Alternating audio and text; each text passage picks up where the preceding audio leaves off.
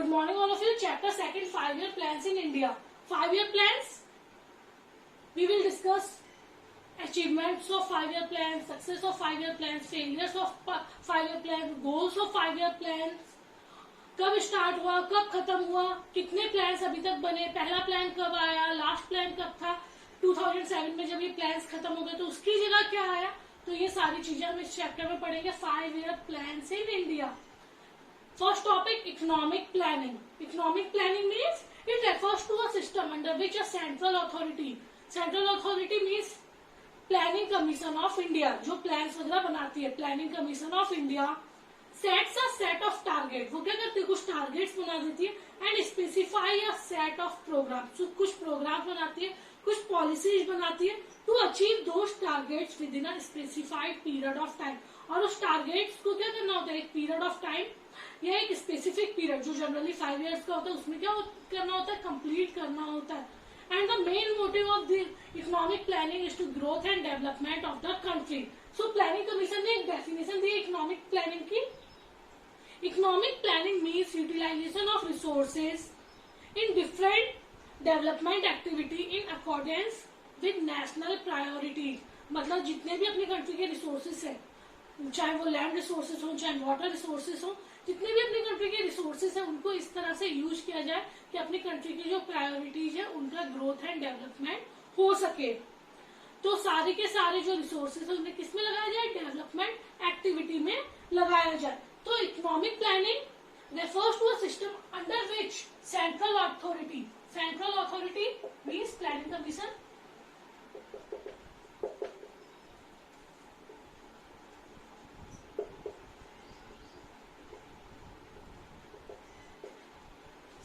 Central authority sets a set of targets and specify a set of programs and policy. कुछ target set करती है, कुछ programmes, कुछ policies बनाती है और वो पूरी करनी होती है एक स्पेसिफिक पीरियड ऑफ टाइम में, जो जनरली कितना होता है, 5 years का होता है. And the main motive of economic planning is to growth and development of the country. Clear? So economic planning means it is a system under which a central authority like planning commission sets a set of targets and specify a set of programs and policies to achieve those targets within the specific period of time. The main motive of economic planning is to growth and development of the country. Clear? सबसे पहले planning commission की बात 1950 में की गई थी और पहला प्लान 1951 में आया था. तो सबसे पहले जो प्लानिंग कमीशन की बात थी वो कब करी गई थी, 1950 में. और उस टाइम चेयरमैन कौन थे, प्रोफेसर पीसी महालनोबिस. उस टाइम जो प्लानिंग कमीशन के चेयरमैन थे जिन्होंने कहा था कि भाई हमें प्लानिंग कमीशन को क्या करना है, हमें प्लानिंग कमीशन के थ्रू 5 year प्लान्स वगैरह बनाने. तो उस टाइम जो चेयरमैन थे वो कौन थे, पीसी महालनोबिस. ऑफिसर थे ये पीसी महालनोबिस. क्लियर?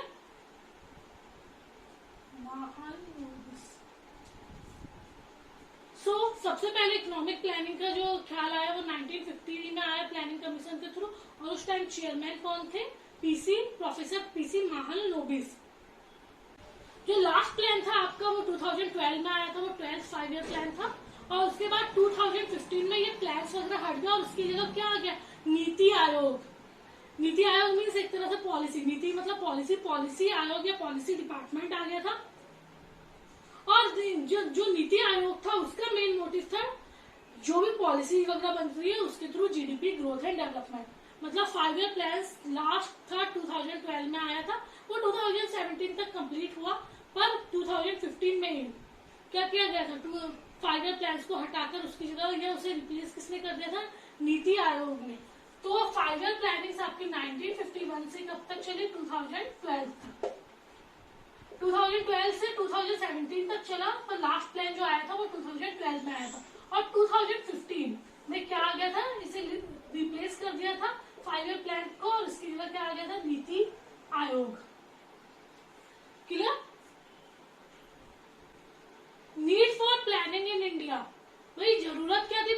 बनाने की। आखिर क्यों आए ये प्लान्स? मेन रीजन था हमारे इंडिया आफ्टर ब्रिटिशर्स 1950 में पहले प्लान के बारे में सोचा गया था, क्योंकि हमारे इंडिया ब्रिटिशर्स के जाने के बाद कैसी इकोनॉमी हो गई थी, एक स्टैग्नेंट मीन्स रुकी हुई इकोनॉमी, और we can say backward economy थी। तो हमारी इकोनॉमी बैकवर्ड इकोनॉमी थी, या आप कह सकते हैं स्टैग्नेंट इकोनॉमी थी। और इस इकोनॉमी को सुधारने के लिए, इम्प्रूव करने के लिए, इसके ग्रोथ एंड डेवलपमेंट के लिए हमें कुछ प्लान्स की जरूरत है, जिससे कंट्री का ग्रोथ एंड डेवलपमेंट हो, एग्रीकल्चरल सेक्टर का ग्रोथ एंड डेवलपमेंट हो, इंडस्ट्रियल सेक्टर का ग्रोथ एंड डेवलपमेंट हो। क्योंकि उस टाइम जो प्रोडक्टिविटी थी बहुत ज्यादा लो थी, हमने पढ़ा था पिछले चैप्टर में। साथ ही साथ जो इंडस्ट्रियल सेक्टर थे वो भी बहुत ज्यादा क्या थे, कम थे या ना के बराबर थे। सो इन सबका ग्रोथ और डेवलपमेंट और जीडीपी ग्रोथ करने के लिए हमें किसकी जरूरत थी? प्लानिंग्स की जरूरत थी। Clear? So need for planning in India inherited from the British a backward and stagnant economy. It was backward as the level of output and productivity were low, and it was stagnant as the GDP growth was extremely low. Such an economy could not be left to the market forces of supply and demand to trace its path of growth and development. तो India की जो economy थी बहुत ज्यादा लो थी, productivity low था, GDP growth बहुत ज्यादा लो थी, और ऐसी इकोनॉमी को हम क्या प्रोड्यूसर या प्राइवेट सेक्टर के हाथों में नहीं छोड़ सकते थे। इसके लिए गवर्नमेंट को ही कुछ स्टेप्स उठाने थे, और तभी क्या इकोनॉमिक प्लानिंग की बात आई, और 1951 में पहला 5 ईयर प्लान आया कि हमें किन किन चीजों में ग्रोथ एंड डेवलपमेंट करना है, चाहे वो एग्रीकल्चरल सेक्टर हो, चाहे वो इंडस्ट्रियल सेक्टर हो, चाहे सेल्फ सफिशिएंसी की बात हो, ये सारी चीजें हम बाद में पढ़ेंगे। सो प्लानिंग की जरूरत क्यों पड़ी? क्योंकि इंडिया उस टाइम आफ्टर ब्रिटिशर्स इंडिया कैसे इकोनॉमी हो गई थी, बैकवर्ड इकोनॉमी हो गई थी, स्टैग्नेंट इकोनॉमी हो गई थी, प्रोडक्टिविटी लो थी, जीडीपी ग्रोथ बहुत ज्यादा लो था, और हम ऐसी इकोनॉमी को प्राइवेट सेक्टर के हाथों में नहीं छोड़ सकते थे, क्योंकि प्राइवेट सेक्टर के हाथों में छोड़ते तो हमारी इकोनॉमी और ज्यादा क्या हो जाती, वर्स्ट कंडीशन में हो जाती, क्योंकि प्राइवेट लोग क्या करते, अपने प्रॉफिट के बारे में ज्यादा सोचते as compared to social welfare. तो हमें क्या चाहिए थी, नीड चाहिए थी, गवर्नमेंट कुछ स्टेप्स उठाए, कुछ प्रोग्राम बनाए, जिससे कंट्री का ग्रोथ एंड डेवलपमेंट हो, कंट्री की जीडीपी बढ़े, लोगों की कंडीशन इंप्रूव हो। Next topic, directive planning and comprehensive planning. Directive planning, firstly we understand the meaning of directive planning. Directive planning refers to a system in which planning is introduced just to direct the forces of supply and demand, so the system does not go wayward from the state of equilibrium. Normally directive planning में क्या होता था, ज्यादातर काम कौन कर रहा है, प्राइवेट सेक्टर कर रहा है। तो हम जो इक्विलिब्रियम चाहते हैं, जो ग्रोथ एंड डेवलपमेंट चाहते हैं, वो हम अचीव नहीं कर पाते थे। In such planning there is no direct, मतलब गवर्नमेंट है पर उसका कोई डायरेक्ट क्या नहीं था, पार्टिसिपेशन नहीं था। इन such planning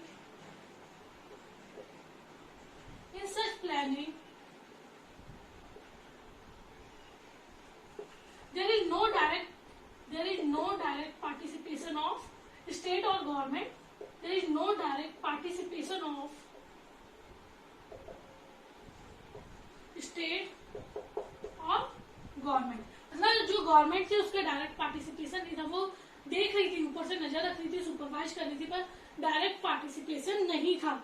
number second, it is more like directing the private sector, और ये ऐसे लग रही थी कि नॉर्मली कौन काम कर रहा है, प्राइवेट सेक्टर कर रहा है, with regard to a set of do and don'ts. बस गवर्नमेंट क्या करती थी, ये बता देती थी भैया ये करना चाहिए या नहीं करना चाहिए, बाकी का सारा काम संभालने वाला कौन था, प्राइवेट सेक्टर थी। बस गवर्नमेंट थोड़ी बहुत सुपरवाइज करती थी, निगरानी रखती थी, वो बता देती थी ये काम करने चाहिए एंड ये काम नहीं करने चाहिए। Directive planning is persuade in capitalist economy, और ज्यादातर जो डायरेक्टिव प्लानिंग थी वो हम कहाँ देख सकते हैं, कैपिटलिस्ट मतलब मार्केट इकोनॉमी, या आप बोल सकते हैं कि नॉर्मली जो डायरेक्टिव प्लानिंग थी वो किसकी।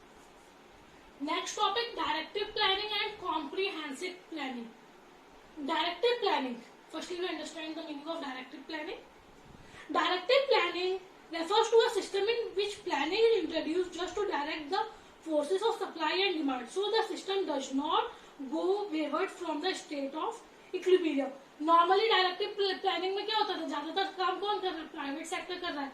तो हम जो इक्विलिब्रियम चाहते हैं, जो ग्रोथ एंड डेवलपमेंट चाहते हैं, वो हम अचीव नहीं कर पाते थे। In such planning there is no direct, मतलब गवर्नमेंट है पर उसका कोई डायरेक्ट क्या नहीं था, पार्टिसिपेशन नहीं था। इन such planning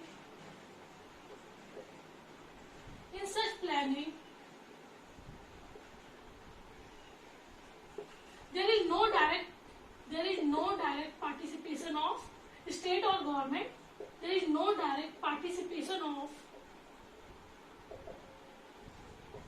state or government, मतलब जो गवर्नमेंट थी उसका डायरेक्ट पार्टिसिपेशन नहीं था, वो देख रही थी, ऊपर से नजर रख रही थी, सुपरवाइज कर रही थी, पर डायरेक्ट पार्टिसिपेशन नहीं था।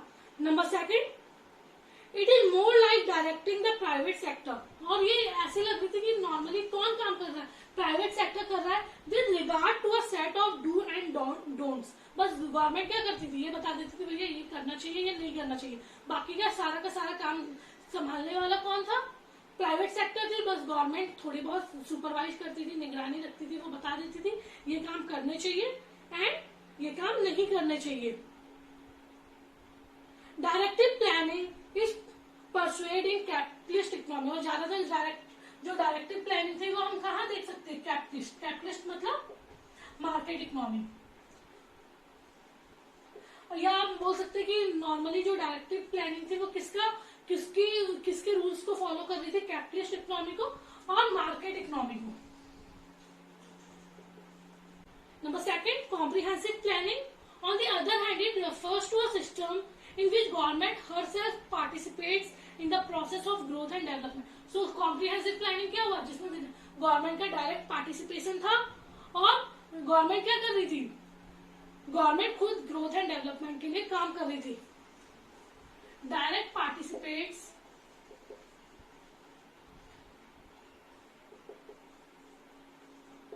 इन ग्रोथ एंड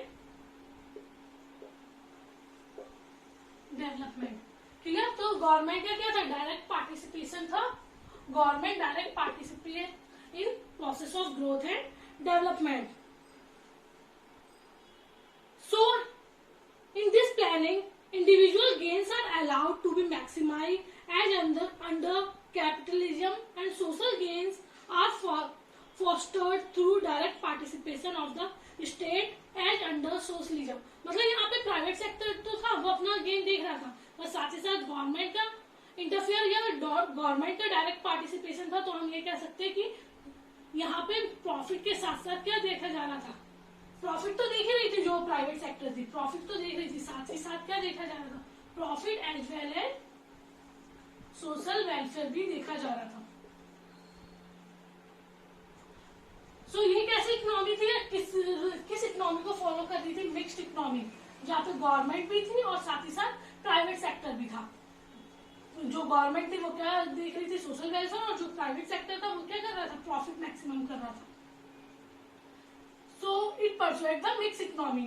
तो ये किसको, मतलब एक तरह से किसके रूल्स को फॉलो कर रही थी, मिक्स इकोनॉमी, जिसमें दोनों सेक्टर्स थे, मतलब जहाँ पे सोशल वेलफेयर को भी ध्यान रखा जा रहा था और प्रॉफिट मैक्सिमाइजेशन को भी ध्यान में रखा जा रहा था। क्लियर? Thank you.